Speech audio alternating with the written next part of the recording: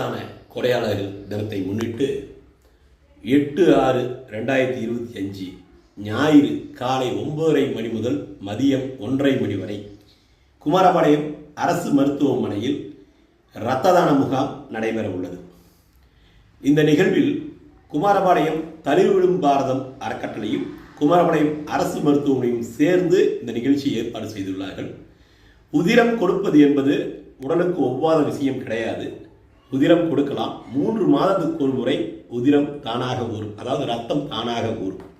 இன்று பல விபத்துகள் நடக்கிறது. நம் தெரிந்தவர்களுக்கோ தெரியாதவர்களுக்கோ யாருக்கோ ஒரு விபத்து நடக்கும்போது உடனடியாக ரத்தம் தேவைப்படுகிறது. அந்த நேரத்தில் ரத்தமின்றி அவர்கள் உயிர்கள் போக கூட வாய்ப்புகள் உள்ளது. அதனால் பலரும் முன்வந்து, குறிப்பாக கல்லூரி மாணவர்களும் மாணவிகளும் தங்கள் உதிரங்களை ரத்தங்களை கொடுத்து பல உயிர்களை காப்பாற்றி வருகின்றனர். அதுவும் குறிப்பாக சில குரூப் ரத்தங்கள் அதிக தேவைப்படுகிறது.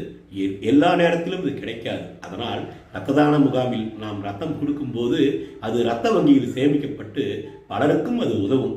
எனவே வருகின்ற ஞாயிறு நாளை காலை நடக்கக்கூடிய இரத்த தான முகாமில் அனைவரும் கலந்து கொண்டு தங்கள் ரத்தங்களை தந்து பல உயிர்களை காப்பாற்றுமாறு அன்போடு கேட்டுக்கொள்கிறேன்.